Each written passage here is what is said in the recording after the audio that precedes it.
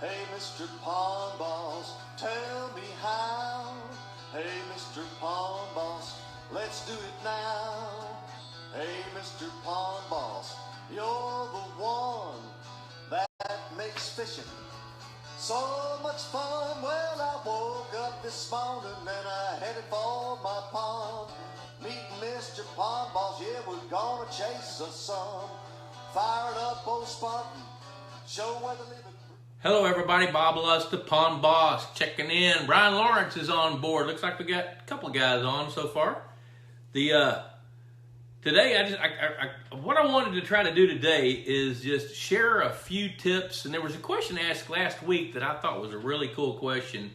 And matter of fact, I almost forgot to answer it, and I can't remember who asked it. But the question was, should I use lime, ag lime, or hydrated lime? Well, I thought about that all week long, and as I was holed up working on the July-August issue of Pond Boss, I decided I might ought to write about that. So I wrote a story about it that's going to be in the July-August issue of Pond Boss. So I'm going to tackle that here in a minute. Now I'm going to do what I always do and ask you guys to, in the comment section, hashtag Pond Boss Magazine. Clint Loveday's got it. Hey, there's John Teskett. Hey, Sean Lingowie, dude, hello. Hey, we need your address. You won. You are the winner from last week.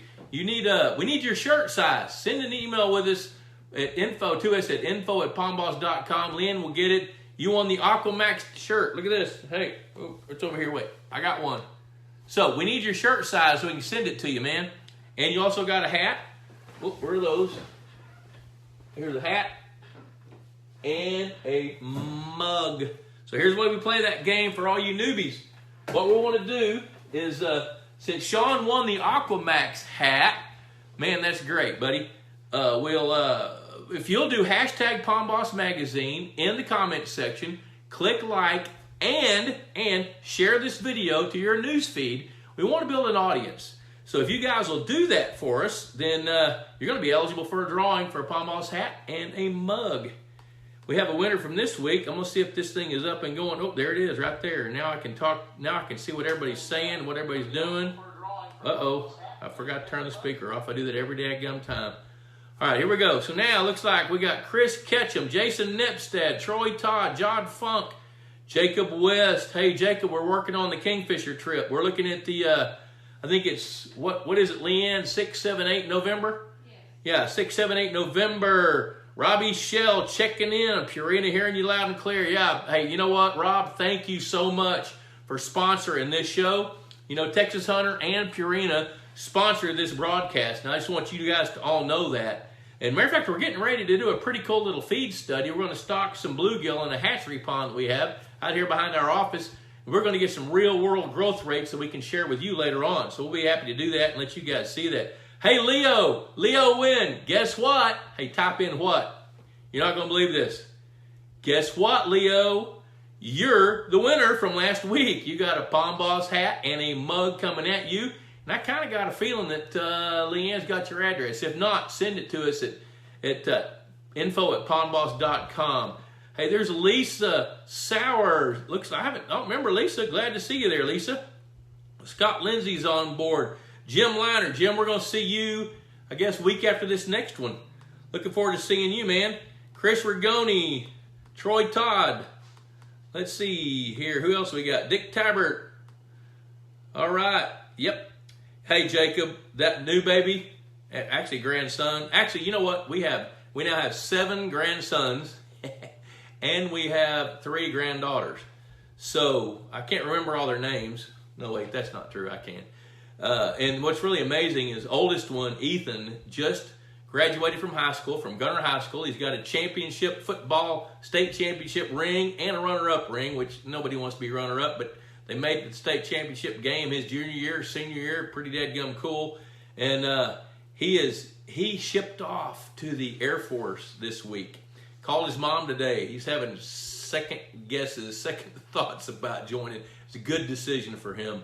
At the same time, little Sawyer is a week old today. So, man, we got some cool stuff. Danny Tolliver, my son Connor. Hey, Connor. Hey, dude. Good to see you, man. Glad you're on board with us today, hanging out. Hello, Brian Ritter, Victor Moberg. There's Harriet Turner. I went to high school with Harriet Turner. Good to see you. Chris Aguilard from Cajun Country. Good gosh, we got folks from all over the nation. Yeah. Looky there. There's Leo. Leo's all excited because he won. Woo! You know, let's tackle a few topics. Daniel McWhorter, hey man, I saw where you clicked like on our promo today. Glad to see you, man. Dick Tabbert says, question, I think you mentioned it before, but I have 50 bluegills I got this spring. They're growing leaps and bounds. If I then a paper punch and put a hole, okay, if you get a paper punch and punch a hole in their tails, will you still be able to see it? So you'll know these are from this year? Yes. Now what you do is take that hole punch a hole right in the middle of their tail, doesn't hurt them, and it will heal up and turn into a little knot. And you can see that knot. So yes, you can do that. You know, what I mentioned earlier is last week, I can't remember who asked the question. I didn't look it up. Hello, Todd Austin. The question was should I use ag lime or should I use hydrated lime? I'm going to tell you the difference about that. Now, before I get into that, at 7 o'clock, Justin Stane, fisheries biologist, he's a grassroots, get her done, toenails full of mud kind of guy that works for me and my pond management company. He's on his way back from a day in the field, and we're going to just interview him. He should be here around 7 o'clock, and we're going to talk to him about a day in the life of a fisheries biologist going out managing lakes and ponds. And you'll be able to pitch him a few questions, and he should be able to answer those. If not, I'll cover his back, and we'll get them. Let's see. Okay, I want to go back to that ag lime versus hydrated lime. Now, like I mentioned earlier, in the July-August issue of Pond Boss, that question right there motivated me to write an article because I think it's real important that we know the difference. If you're advised to go put some lime in your pond, how do you know which one that is? I mean, there's a bunch of different kinds of lime. There's ag lime, there's hydrated lime, there's quick lime, there's hot lime. You know, lime is what you want to use is you want to use calcium carbonate. It could be dolomitic lime, which is mined out of the ground. It's got a bunch of different minerals with it. Hello, Nick Foster. What your goal is when you're liming a pond to improve or amend the water is you want to do two important things. You want to increase alkalinity and you want to buffer from pH changes. In other words, you're going to add rolaids to the water. Basically, that's what you're doing. So when you increase the alkalinity only comes from carbonates. So calcium carbonate, which is dolomitic lime or ag lime, that's how you can increase the alkalinity. Now, quick lime or hydrated lime is totally different. Ag lime is calcium carbonate. Dolomitic lime is calcium carbonate as a percentage with some other metals and minerals dissolved in it, like magnesium, manganese, things like that. Where hydrated lime is calcium hydroxide. You put that in the water and it's going to skyrocket the pH. Going to send it way up. Hello, Eli Bridges. That's, I guess Eli's my second cousin. My cousin is his mom and dad, or mom.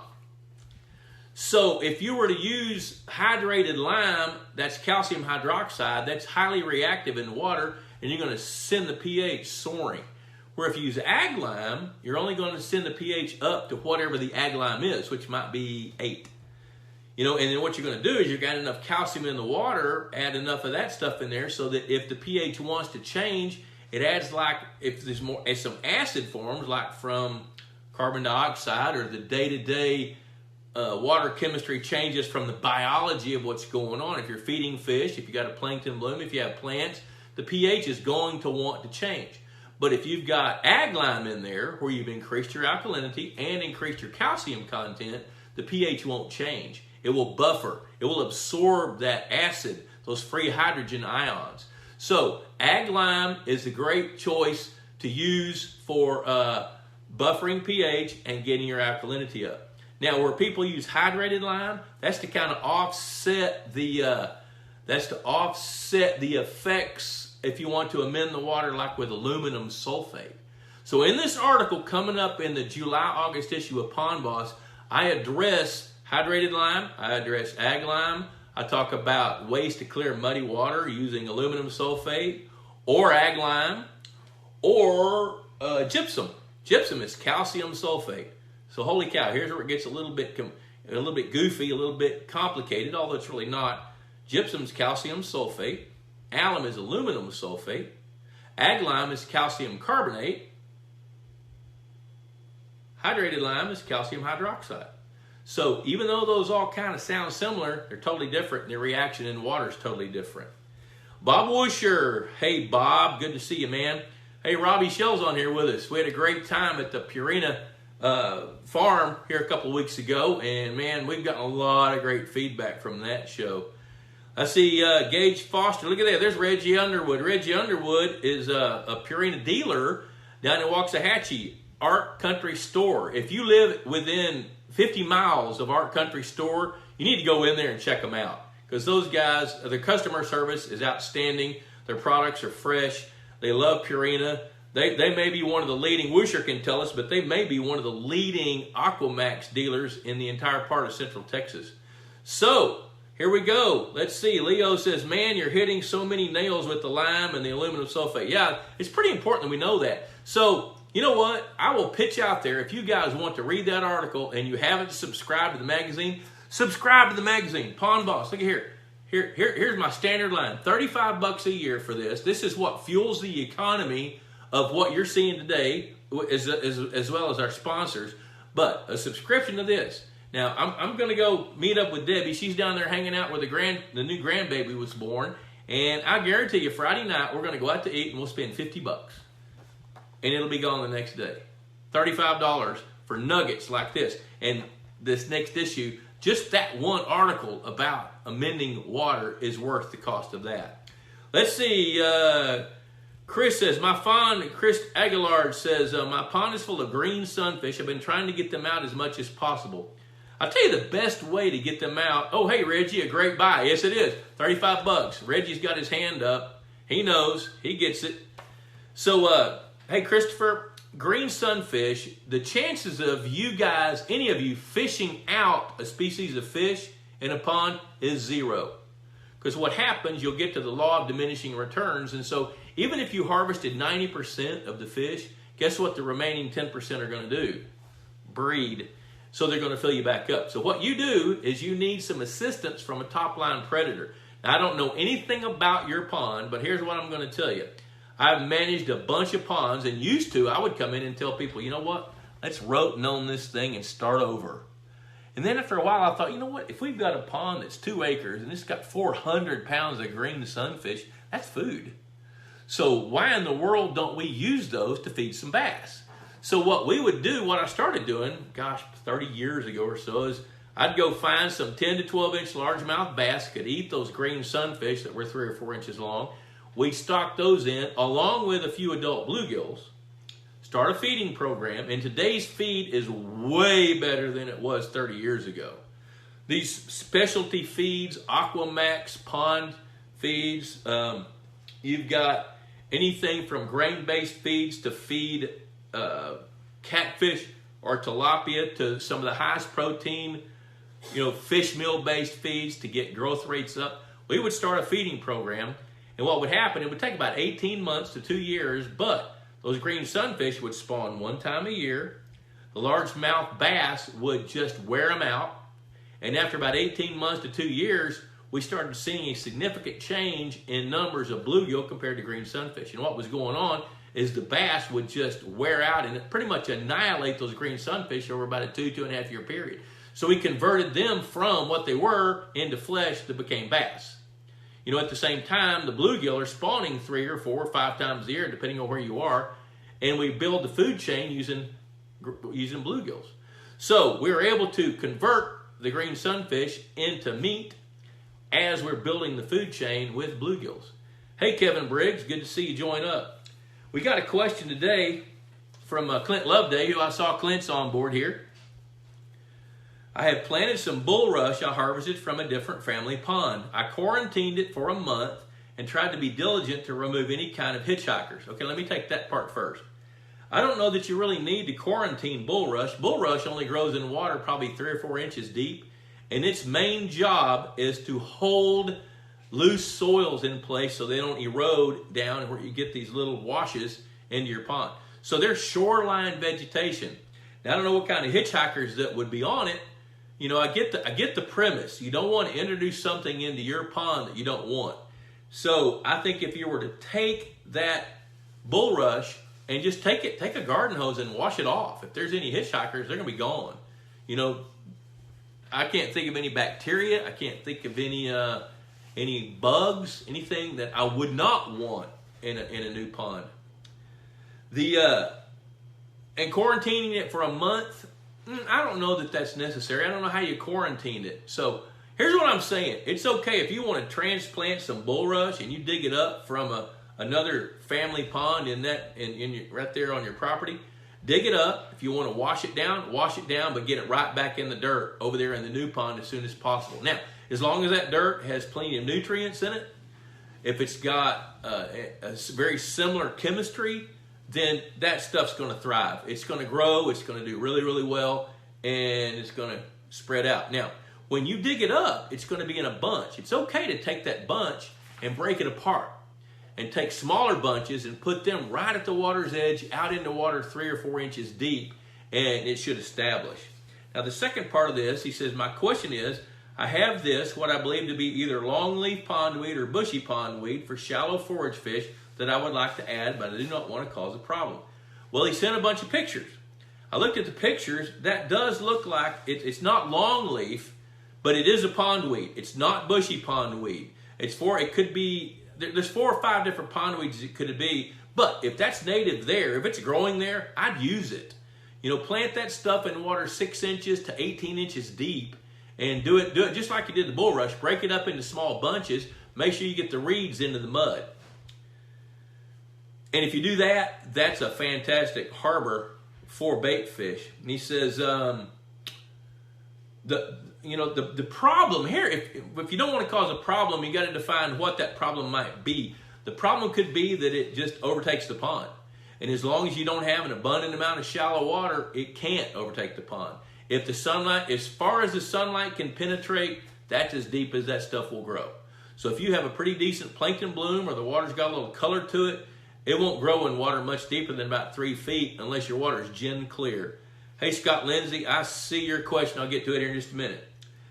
He says, my concern, this is still with Clint Loveday, my concern is that the new fry have very little cover. I have an 18-inch band of minnows swimming circles around the edges all the way around the pond. I looked at that picture. That looks like Rosy Red fathead minnows. So what that tells me is when you stock fathead minnows, a bunch of them were albinos and they're breeding true. So you've got a bunch of little pink and kind of yellow-looking fathead minnows that are looking for a place to hide. They want a place to hide. Now, he also sent pictures of his bluegill that are growing just crazy fast and some bass that are about 6 inches long that look like what Ray Scott says, an Alabama deputy sheriff. Hope we don't have any Alabama deputy sheriffs in the house. I'll get in trouble. Jim Maynard, good to see you, buddy. Stephen Baker, Roy Worthy. Okay, yeah, Clint says yes, they were rosies. I could tell that by looking at them. So yeah, you know what? You do need to provide them some cover. Go ahead and stock that pondweed. That's a good plant. He says, I assume this is because it's the only safe place from the 1,000 bluegill, 400 red air, 200 channel catfish, and 100 bass. Yep, that's it. They don't have a place they can go, so they're going to try to escape the best they can because their brothers and sisters are getting eaten. That's why your bass are getting so big, and even to a little bit lesser extent, that's why your bluegill are getting so big. He says, as a side note, no one can believe the growth rates of the bluegill that we stocked this year on March 15th. I bumped it, meaning feed, 2 weeks ago from 2 seconds every 8 hours, 3 times a day, to 4 seconds 3 times a day. I was worried it was too much to double the feed amount 3 times a day, but I was pleasantly surprised to watch them clean up 4 seconds in under 8 minutes. You bet. They will. And when you're feeding a good feed like that, they're going to grow like crazy. Hey, Jim Maynard, I know you've got some catfish over there, and if you're feeding them, you can testify to how fast those things will grow as well. And then Clint finishes. He says, thanks again for everything you and your team does to help poor saps like me create fisheries and memories with family that last a lifetime. You know, you're welcome. We're happy to do that. I mean, it's my driving passion to help other people figure out how to be better stewards of their land and water. And by the way, I guess that was your son holding up the little bass. I love pictures like that. And I just keep it up, man, because we got to get more kids involved. We have to. That our children and our grandchildren will be the ones that carry on what we're learning now. That's, you know, your granddad taught you, or your dad taught you, or your uncle, or your aunt. You know, I got one client who had designed a lake, and part of the reason he did that was because his grandmother took him fishing, caught bluegills in central Kansas, near Heston, Kansas, when he was a little boy. And he built a lake and named it after his grandmother, just because she took him fishing. I think that's cool. Scott Lindsay says, we had a lot of rain in South Carolina last week, then it turned off hot. This week in the deeper part of the pond, I've developed a slightly brownish looking slick with tiny bubbles floating. It scared me. I stopped feeding until I got an answer. I was afraid I had a bad water quality issue starting from too much feed or organic matter, only feeding once a day. Thought, yeah, I'll tell you what it is. That is very likely paraphyton. So what that means is you probably got sandy soils or some sandstone in your pond. What happens is after or before the rain, bacterial colonies grow with paraphyton on a substrate, which might be on the bottom, it might be on logs, it might be on rocks. And they'll, as they grow, and then the water chemistry changes or the water temperature changes a little bit, they'll break loose, especially in the afternoon, because as they photosynthesize, they give off gas. Well, the gas doesn't release. So it pulls those little globs of paraphyton to the surface, and they break loose, and then you get that scum floating on top. And the bubbles are actually oxygen bubbles late in the day. So it's okay to keep feeding the fish. Now, what you need to do there is make sure the fish eat. If your fish stop eating, that could be the problem. So if that answered your question, good. If it didn't, hit me with another one. Let's see here. Oh my gosh, Trana Madonna. Hey, Trana Smith, good to see you. Brian Lawrence says, Christopher says, I'm subscribing. Good deal. We'll be looking for that online. Go to the Pond Boss store, pondboss.com. And hey, Leanne, if you would, put up a link on how people can click on and get a subscription going, will you? Yes. Thank you. Let's see. Brian Lawrence says, last week you said growth stops above 85 degrees. Why feed above 85 degrees? Do copper-nosed bluegill continue to grow at higher temps? The simple answer to that is yes. Now, we typically don't stop feeding, but we'll cut way, way, way back because you'll see the fish don't feed quite as well. So I think it's a good idea to watch your fish eat. If they're feeding heavily, feed them heavily. If they're backing off, you back off. I think it's real, real important to pay attention to how your fish eat. Bruce Condello's on here, and you know what? He would. I see him. He's nodding his head. There he is. Hey, Bruce. Yep. Bruce knows you should not feed your fish if they're not eating the feed. Okay, there's where Leanne clicked on that link. There you go. Christopher Aguilar, you can click on that. Everybody click on that link right now. I'll pause. Okay, done. Please subscribe. All right, so Craig and Beth Dunn have a new 2-acre lake that I limed and fertilized, and I stocked with 800 red ear and copper-nosed bluegill in March. Good. That's a great start. That's a real good start. Now, what you want to do, I hope you put fathead minnows in there with them. Then, allow them to grow up and to begin to reproduce, and then stock your predators on top of that, and buy a subscription to Pond Boss because we have all kinds of tips. Now, here's some of your resources. We got a number of books. One of the questions that Clint Loveday asked is, what all books do we have that's a good idea? I tell you, one we've got, if you want to build a pond, this is a great one.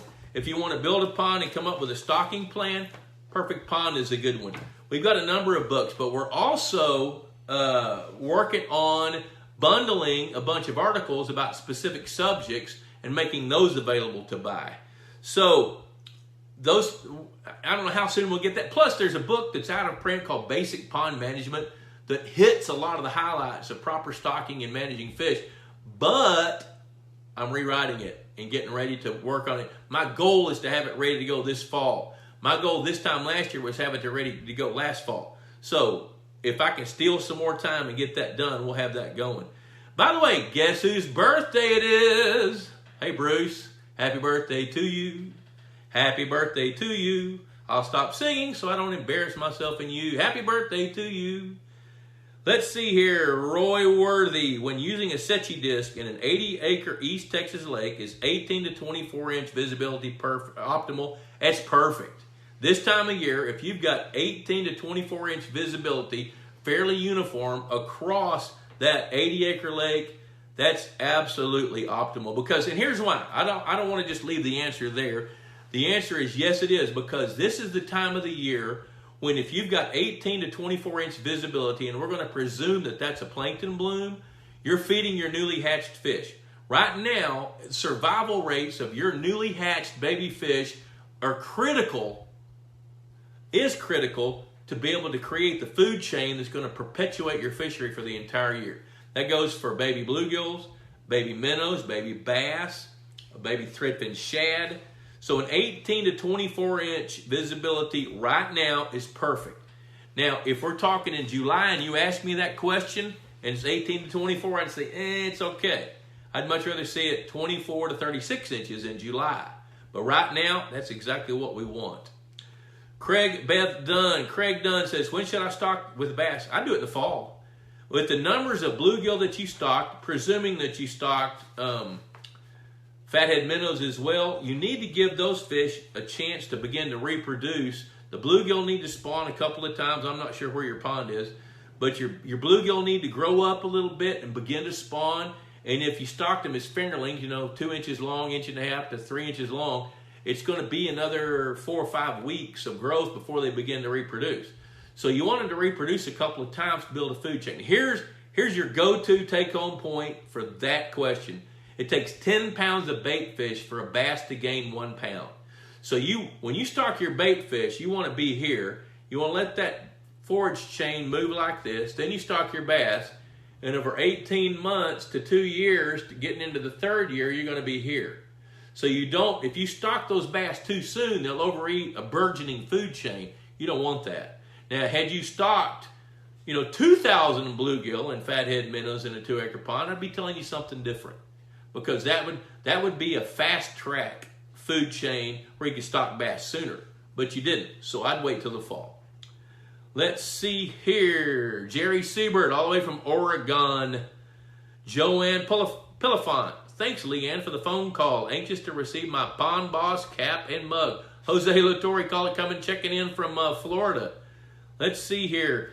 Clint Loveday, that would be a great idea on articles. Yeah, we're going to work on that. Leanne and I had that conversation. We've got now, I've been editor of Pond Boss since 2004, and I've got archives of every article that's ever been produced. And we're going to go back and find the best topics, bundle those, turn them into a PDF, make them available for purchase, and it won't cost a lot. It'll be worth a lot, but it won't cost a lot. Jay Nib, glad I finally had time to tune in. Good to see you, Jay. Bubba Lusk, hey, Bubba, my cousin from Mineral Wells, Texas. Hey, I've got in the July-August issue of Pond Boss, I'm putting in one of my mother's recipes, and I talk about coming to Mineral Wells, and how that kind of worked. We'd stop in Weatherford at the farmer's market back then and buy peaches, and she would make peach pies. That's pretty good, man. You and I need to spend some time one of these days. I'm about to catch up. When I do, let's talk. One of my uncles, Tory Rhodes, 2-acre ponds is fed with an automatic feeder in the Boot Hills of Missouri. Most months, the pond is neglected, bass are underharvested, weights are declining with mostly large adult bluegills. 12 flatheads were introduced at 3 to 5 pounds each 2 years ago to help with the bass population. The problem is bass population is not getting any better. Flatheads I've caught only had crawfish and some bluegills. Are tiger muskie an option? That's a complicated question where I'm going to simplify the answer. No. The problem now is there has been an apex predator introduced that not only eats fish just a little bit smaller than they do, but they'll kill fish. I can't tell you how many times I've watched a flathead catfish in captivity, and I've had them before to where they would hide under a rock. I could drop a goldfish or a bluegill or whatever, and if it wasn't hungry, it wouldn't eat it, but it would kill it. So flathead catfish are highly territorial, very aggressive fish. Hey, there's Justin. Come on in, Justin. Here, grab a chair right here, buddy. We're going to start talking here in a minute. This is Justin Stane from South Dakota State University. He's been with Bob Lusk Outdoors how long? 5 years. 5 years. He's in his 6th year, and he is a rising star. And we're going to bring him into the conversation here in a minute. I'm going to finish answering that. Hey, Phil Spencer, kayak fisherman from the coast. I'm going to finish this. Flatheads compounded the problem. They didn't solve it. So what I would do if I were in that situation, Tori, I would see if I can catch some of those flathead catfish, and if you can get rid of them. 2-acre pond with 12 flatheads, they're going to be the kings. And they're not going to really help thin the bass out because the bass can reproduce probably a little bit faster than they can kill and eat them. The solution to that problem, get the flatheads out. If you want to stock some tiger muskies, 5 or 6 would do the job after you take out 6 or 8 of those flatheads, or pray that they didn't make the transfer when they were stocked. But cull in 2 acres, here's the deal. In a 2-acre pond, if you can take out 50 bass in a year, you've changed the complexion of that entire pond. Make the feeder work consistently. Feed Aquamax, MVP. Feed it in fairly shallow water so that the bluegill can't get ambushed from very deep. Remember, Justin shot a cool video the other day. You were at a client's lake and you touched the feeder off, and tell everybody what happened. Well, there's a few big bass hanging out under the bluegill that were feeding, and every time I'd touch it off, they'd take a swipe, and one got popped and flung about 4 feet through the air. Yeah, you can. That's on Bob Lusk Outdoors website. Yeah, I mean Facebook page where he posted that video. You can click on that and watch this 5-pound bass hit a 5-inch bluegill and send it flying. Let's see. Oh, there's Kristen. Hey, who's she? That's my wife. Oh, how many times have you said that? I love that. Now, you've been married how long? About 3 weeks. Been married 3 weeks. Wow. Congratulations, man. We're proud for you guys. Kristen is an outstanding woman, a strong Christian woman, her whole family, and we're just thrilled to death that Justin and Kristen got hitched a few weeks ago. And look, there's Jim Liner. He's checking in. He's saying, hey, see you soon. I will loan you my beard trimmer. Hey, you should have seen it before he trimmed it, Liner. He got it. Let's see here. Yeah, Phil Spencer, I know you guys are going to have a great time catching stripers. Hey, I want to go fishing this Friday. I'm hoping we can go Friday. I called Ken earlier today. He's going to holler at me tonight. So let's see. What's this next question here, Justin? Then we're going to shift some attention over to you. Nick Foster visited a private pond last year for the first time. This was my first encounter with bryozoans. I've since educated myself on what it is, and I know it's an indicator of good water quality. This year I'll be managing the pond and paid my first visit of the year last week. This visit, I noticed more pods in multiple spots in the pond versus one location a year ago. I want to avoid spraying them, but the naiad and the algae are growing right around them. How would you approach this? How would you approach taking care of some southern naiad, which is bushy pondweed, and not kill the bryozoans? You want to tell people what bryozoans are? It's a living, breathing thing that attaches to like woody structure or docks usually, and what does it look like? It filters water. It looks like a big ball of jelly. Yeah, it feels like jelly. It almost looks like a brain. It's a cross between a plant and an animal. It feeds from the water column, and it gets its food. It siphons its food in, and it feeds on that. And they are an indicator of. They look kind of like a hard jellyfish. They're clear with little spots in them. It looks like a brain, and it grows on wood. You know, and they are an indicator of healthy water. But if you didn't want to kill them and you wanted to get rid of some southern naiad and algae around them, what would you do? I don't know if like an aquathol would kill. I don't think aquathol will kill those. But what you want to avoid is changing the water chemistry. So I would be spot on with what the label says. Aquathol K is a good choice for that. That's a good choice for that. And I tell you what you do is take one spot and go try it and see what happens. And then once you figure it out through a little bit of trial and error, then you can fix it. Nick Foster, like an alien. Yeah, kind of like an alien. I mean, if you've never seen one before, you're gonna look at it and say, "What's wrong with this pond?" But they're a great indicator of happy water. I mean, you don't see bryozoans in ponds or lakes that aren't healthy. They're only in healthy lakes. There's Robin Adams. He's our bookkeeper. Ben Knight. Oh, are you good, Gosh? What'd you do? Call the whole family and tell them you're gonna be on TV? I guess. That's great. I love it. Hey, Ben. Glad to see you, buddy. Todd Watts from Hurricane, West Virginia. Donnie Hines, trying to learn what I can. So can I apply it to my pond? I don't know what that means. Can I apply it? I don't know. Apply what? Give us a little bit more of that question. Justin, this is your 6th year traveling the countryside, managing ponds, which I'm sure every night pretty much you got to get out and get a toothpick and clean the mud out from under your toenails, Yes. Because you're in the water, you're around the water, you're working with fish. What's the most fun things that you do out there managing people's ponds? I guess probably the most fun is electrofishing. Getting to see excitement of people. It gets me excited when people are excited. And I really enjoy teaching people in the boat. Oh, okay. So in other words, you like to sit down with a landowner and help them establish their goals, and then when you get a game plan going for them, and then you start seeing results and they start seeing results, and then you help elevate their knowledge to the next level, that's the most rewarding, fun thing for you. That's it. Okay, now what's a typical day in the pond management business? Hey, there's Fred Bingaman, healing up. Good to see you, Fred. Well, there's not a typical day. There you go. Pond management. Listen to this. A typical day depends. Say a couple weeks ago, I was electrofishing one day, hauling tilapia a couple days. I did an aquatic plant treatment in East Texas. Here this summer, we'll be putting in aeration systems, but it changes week to week. That's probably part of what you like. Yes. Yeah, because there is no routine day. And I got to tell you, this is a hard-working guy. I'm not going to tell you how hard he works because somebody might want to hire him from us. Are you laughing? Yeah, well, Justin is, he's a kick-butt guy. I remember when he first started, I would say, hey, Justin, can you go do this, this, this, and this?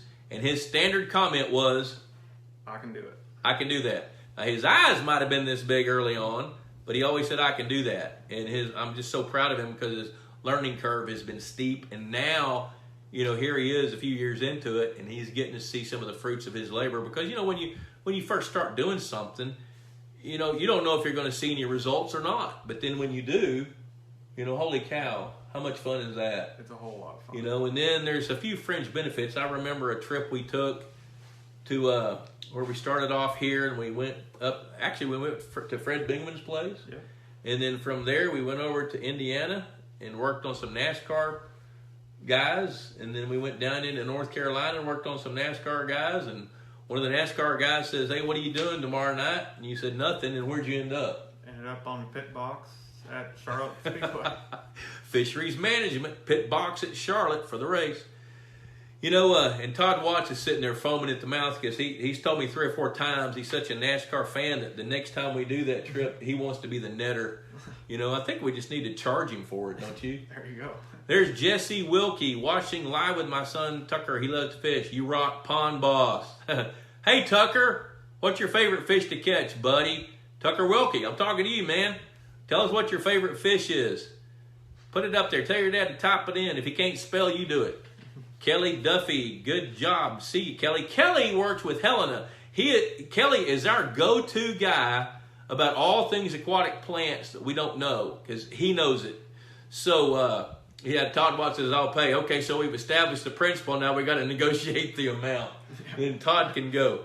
Jason Nipstad, we used to fish a 100-acre lake full of grass, and it was common to catch at least 1 bass, 10 pounds plus, and many 7 pluses every trip. The Lake Association added grass carp, and the fishing was horrible ever since. What's the deal with hydrilla and huge bass? I know the big fish were still in the lake, but 15 years later, nobody catches them like they did before the carp. I'll take that one, and then you can add in what you think. We saw that happen at Lake Austin, public lake down around Austin, Texas. Here's what happens. Those fish get lazy because they have edge cover. Hydrilla is one of the worst plants ever. It's too invasive. It will suck up too many nutrients and cover too much ground and really cause a problem with the fishery. So, but if it's overdone, what happens is it would be like taking a guy that lives in Gordonville, Texas, and dropping him off on the streets of New York City and wishing him luck. Or better yet, dropping him off out in the middle of the desert and wishing him luck. So those fish were still there. Now they have to change their lifestyle. Bass can't do that very well, especially when they're 10 pounds or 7 pounds. They've grown up conditioned to that environment and that habitat. So as long as they have that, they're going to thrive. So they go from being couch potatoes to marathon runners, because now they got to go out and chase shad or chase bluegill, where bluegill don't have the cover anymore. But those fish were still there. Now, 15 years later, they're not. You now have a population of fish that has adjusted to the new environment. And the good news is the grass carp die after 13 to 15 years, so if they haven't gone away yet, they will. Here we go, Justin. Jacob West says, in a pond that is being managed for large bluegills and largemouth bass, what are the pros and cons of stocking native bluegills versus copper-nosed bluegills? And red are in the mix too. So what's the difference between, oh, look at there, Tucker says he likes skipjack. How does he cook those? What's the difference between native bluegills? Should you stock natives or should you stock copper-nosed? What are your thoughts about that? If you're growing trophy bluegill, I'd probably lean towards copper-nosed, depending where you're at. If you're in Minnesota, I wouldn't recommend stocking copper-nosed bluegill. But copper-nosed will get bigger. They'll have more babies because they're bigger. But native bluegill can get big too, but the copper-nosed will spawn more and get bigger. And that's right. Now, especially in southern waters. Now, the key thing that Justin said then is depending on where you are. If you're in Lincoln, Nebraska, you probably don't want copper-nosed bluegills. If you're in a southern tier of the states, and I'm going to tell you, draw a line just south of Oklahoma City, going through Little Rock, Arkansas, through Memphis to Asheville, North Carolina. If you're south of that line, you stand a better chance of copper-nosed bluegill thriving. They don't like cold water. I've watched them in ponds when the temperature plummets quickly. They will sink to the bottom and lay on their sides. And if the water doesn't warm up very fast, they'll lay there and suffocate. They'll actually die. So the bottom line is use bluegill that are native to your part of the country. Now, Jacob, I know what you're talking about. Your pond is over here west of us that you're working on. I'd have copper-nosed bluegill, and I'd still hedge my bets with some natives because there's going to be a percentage of each one of those strains that's going to thrive, and you want to have both of those. All right, Michael Brooks, in a newly stocked pond with 1-year-old tiger bass, should I be careful what size red Louisiana crawfish I add? Can they be too big?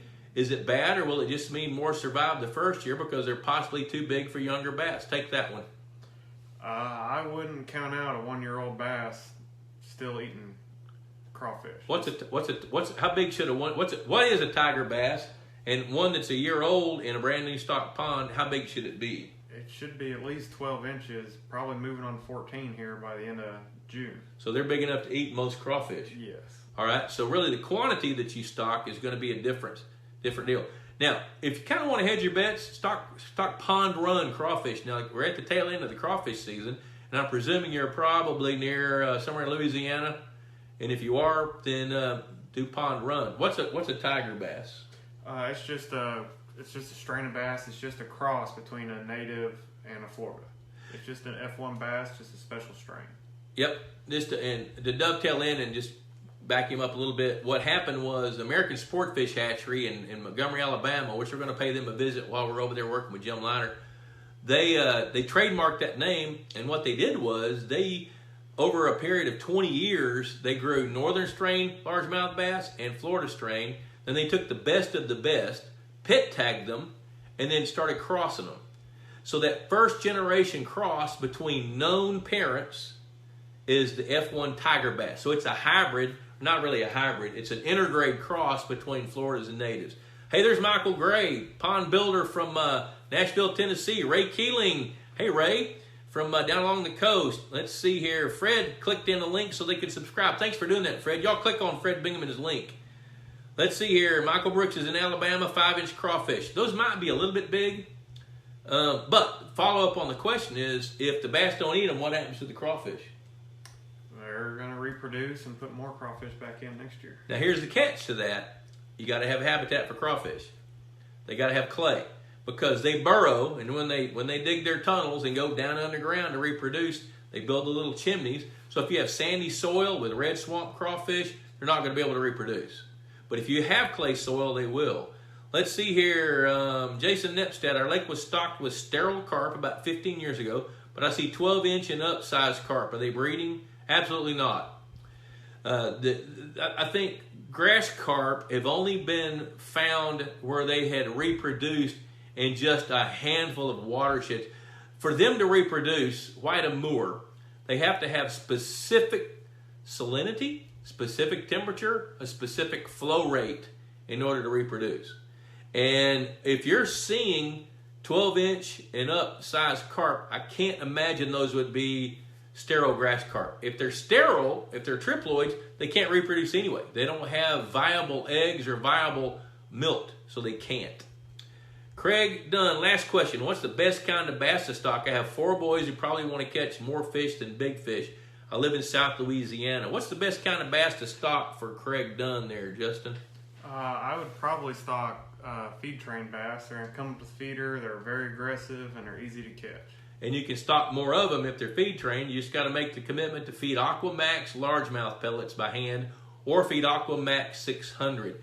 You know, feeding the fish, you're going to quadruple your pond's ability to grow fish. Now, one of the caveats in South Louisiana is you have a lot of birds, you have a lot of hot weather, and if you're not getting rain, you're going to, and so you got to be managing your plankton bloom and your algae bloom. If you don't, then you're going to have trouble. So water quality is going to be a big deal in South Louisiana.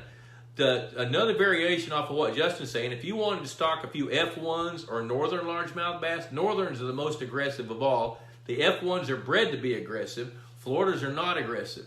So if you want to be able to have good catch rates, then you want to limit your harvest as those fish get big. Because more fish means hungry fish. Hungry fish means you're going to catch more.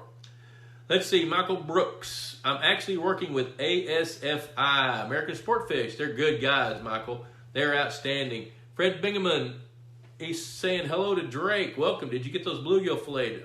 That's great. Nicole Marine, Conan LaMonica. Hey, Bob and Justin. Hey, Nicole. Who's that? My daughter-in-law. Oh, Robin chimed in from the other room. That's her daughter-in-law. I knew that. Drake, of course, thank you. We had a blast. So I guess Drake came over and caught some of Fred's bluegills. Sweet. Pierce Johnston joined. Justin, as you're roaming around the countryside and you're looking at all these different ecosystems, one of the things that's probably been driven home in your learning curve the last few years is how many ponds are alike? None of them. Tell the people about ponds like that. I mean, just like over here, the 2 hatchery ponds at the shop, they're 15 feet apart from each other, and they couldn't be more different. And they're absolutely the same size. One of them's probably an average of a foot deeper than the other. They get water from the same source, and they're as different as night and day. You know, so as you're traveling around, looking at all these different ponds, there's, you know, when you pull up on a pond, and that land, here, let's do it this way.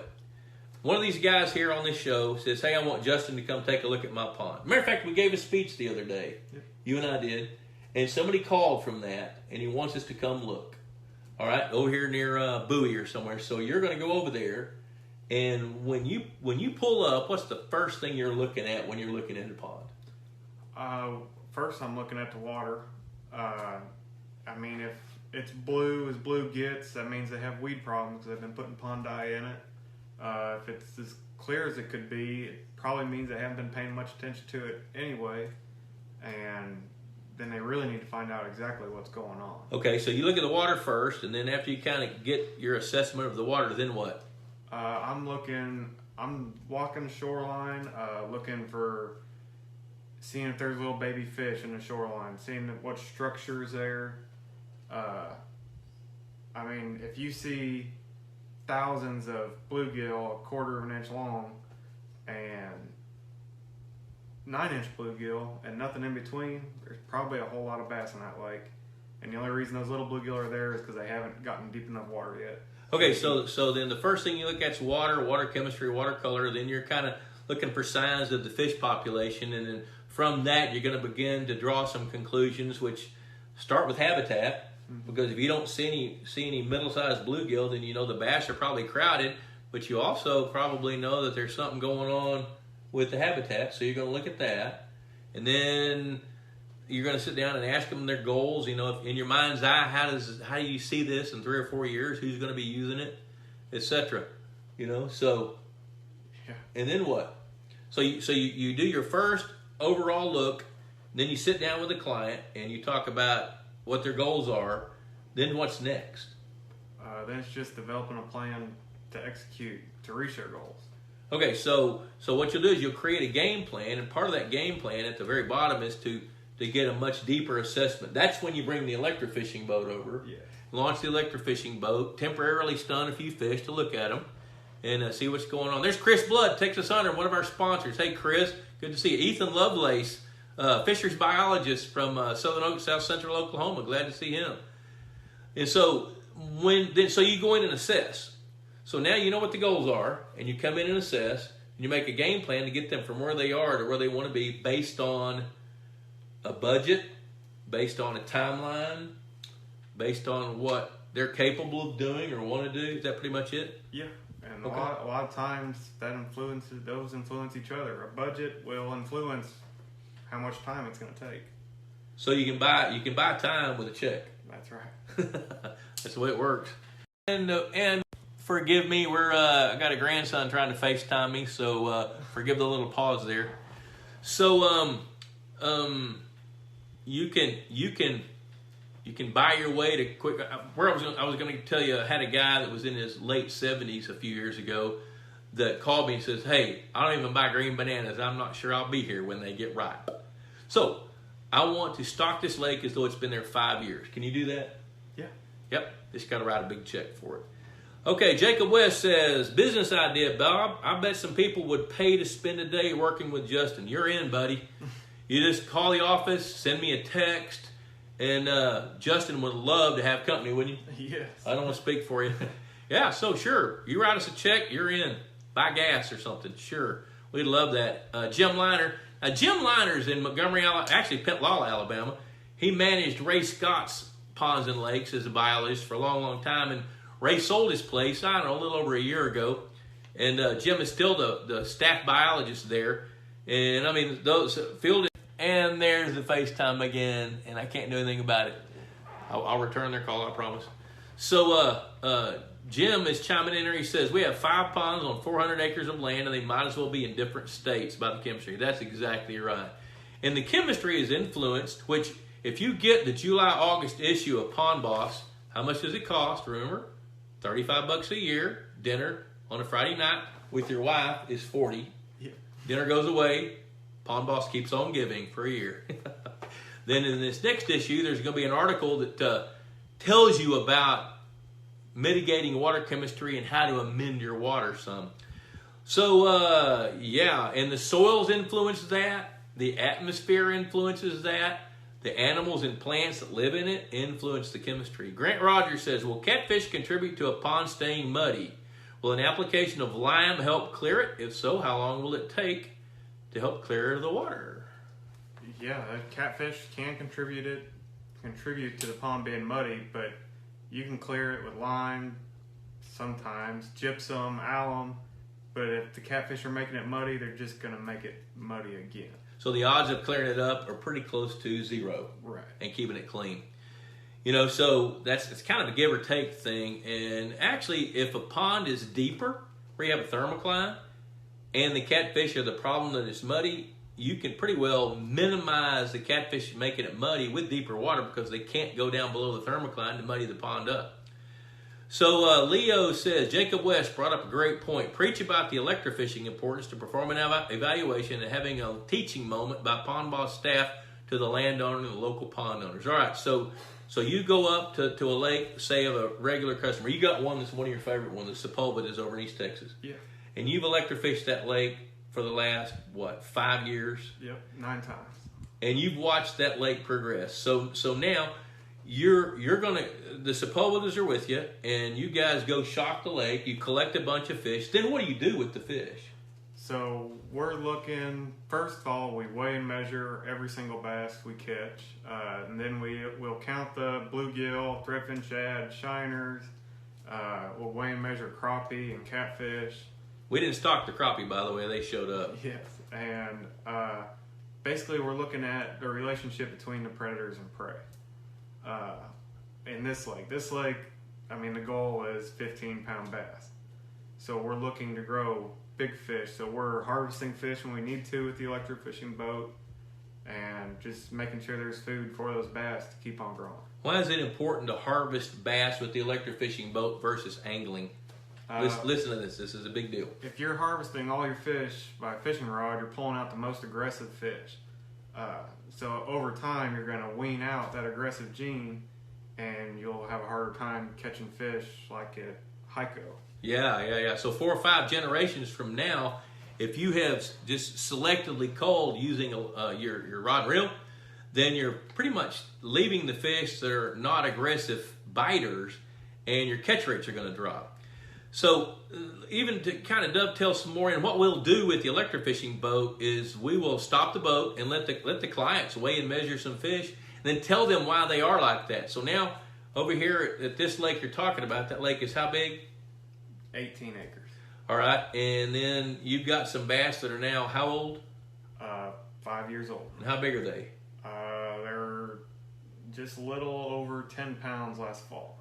So there's some double-digit bass in 5 years. Now, to kind of be fair about this, what percentage of those originally stocked bass are, say, 8 pounds or bigger in that lake? And of the originally stocked bass, probably 5%, maybe a little more than that. Yep. Well, and it's probably a little more like 15 to 18, and it would be higher than that if half of them weren't boys. So you could pretty well eliminate the males because they're not going to get big. But the best of the best bass, which would probably be 15 to 8, I've done the math on that lake, and it's parallel to some other lakes that we're managing, and there's 15 to 18% of those originally stocked bass are 8 pounds to 10 pounds in their 5th year. So let's see, Mike Cottrell, muddy water. I know Dave Davison told me I need more grass around the pond. Dave lives by me, and it's a muddy water, and it's bad. Okay, well, Mike, the thing about that is going back to the original question. The question was, will catfish make a pond muddy? If they're overstocked, overcrowded, yes, they can. Now, that doesn't mean every muddy pond has got fish causing it to be muddy. It depends on the soil. If you've got suspended clay particles, colloidal clay that weigh less than a molecule of water, they're going to be suspended. That's when you want to use, you can maybe use ag lime. You got to test it and see. Might be gypsum, might be alum. I'm not going to tell you to do that because there's some pitfalls and pratfalls about clearing up muddy water. We need to talk about each one of those on its own merit. Jason Nepstead, I think Justin just secretly had his yearly review. Not much of a secret, is it there, Jason? Joel Hagenswald, Justin has helped me a lot. I really appreciate the input. You guys are great. Thanks a lot. Joanne Pillifant, how does it happen when certain fish just show up in the pond? There's Morgan Tyler, another one of our favorite Purina guys. How do fish just show up in a pond? There's a lot of different ways it can happen. They could be mixed in with your hatcheries fish. That's not likely, though. Right. It could be a neighbor who thinks he's helping. That happens. That happens too much. Flooding is probably the number one. Creek moving. Yep. Water coming in from an outside source is probably number one. That's right. Fish love to swim upstream, so when your pond fills and overflows, if it's not overflowing, dropping down off the spillway, you can pretty well bet that if there's any fish downstream, they're going to swim upstream. And of course, I hear people say, well, the birds bring them in. The odds of that happening are low. If a bird catches a fish, it's got to fly from that pond to your pond without dropping it, without swallowing it, and without killing it. Then it's got to get one of the opposite sex. Then those two have to find each other. Most fish that come into a pond come in from the watershed. We just got through designing a lake that started filling, and we saw some top minnows in it. And I guarantee you, we went through every hole in that creek before we put any fish in it, and we killed every little hole of water. But we can only go to the end of the guy's property. On the other end of the property, somebody else's property, under a culvert on the other side of the road, is a pond. That's where those fish came from. So now we got just a minute left. Andrew Hernandez, I stocked my pond a little over 2 years ago with channel cat, bluegill, and fathead minnows. I feed almost every day. Will my catfish continue to grow, or does the size of my pond control their size? Let's see. Jason said, I think Justin just secretly had his yearly review. What do you think, Justin? Well, as they get bigger and if the number of catfish stay the same, you'd have to keep on pumping up the fish food. Now you can kind of extend it a little bit on how big they will grow with aeration system. That'll put less pressure on them, but as they get bigger, a pond can only hold so many pounds of fish. Based on how much food it produces. Yes. Now here's I'm gonna add to that. The bottom line is your catfish will continue to grow if they have enough food. So if you keep doing like Justin says and you're pouring the feed to them, they're going to keep growing until they get to the point that they're producing more waste than the pond can process. Then nature's going to solve that overcrowding issue with the fish kill. You're going to come out there one morning and see all these little mouths up at the surface starving or suffocating, and then they're all going to be doing the backstroke, and you're going to be wanting to go down there and giving them all mouth to mouth and CPR, and it ain't going to work. Bottom line, once your catfish hit the size that they need to be harvested, start taking some out. Hey, listen, thanks for joining us tonight. This hour flew by. Let's see, Michael Brooks, we're going to answer one more question, then we're going to cut out. Let's see, Michael Brooks is in a well-managed new pond with heavy bluegill forage. Does the F1 bass growth rate increase exponentially as they grow, or do they grow at a steady pace? You want that one, or you want me to get it? Well, I mean, I can start. I mean, they're going to grow fast right away. But your heavy bluegill forage has to stay heavy for 5 or 6 years. If it's heavy in year 1, that's great for year 1, but in year 3, when they're trying to go from 6 pounds to 8 pounds, if the bluegill aren't there, then their growth is going to slow, and then eventually as they get bigger, their growth is going to slow anyway. Now, I'm going to add to that just a little bit. Does their growth rate increase exponentially? They go from egg to fry to fingerling, which is exponential, just in a matter of a few weeks. And then as they get bigger, they may gain 1.5 pounds or 2 pounds a year, but they don't gain much in length. They may only grow an inch. So as long as they've got the food they need to grow, and they have the genetic propensity to get big, then their growth rates are going to continue until they reach that point where they're geriatric and they start to die. Great questions tonight. Thanks for joining us. Hey, $35 a year, Pond Balls Magazine. Click on the link that's been added in here by Leanne and by our good friend Fred Bingaman from Brownstown, Illinois. Thanks for joining us. We'll catch up with you next Wednesday night from the road. I'm not sure where I'm going to be, but we'll be catching up with you probably from a hotel room. Thanks for joining us. Good night.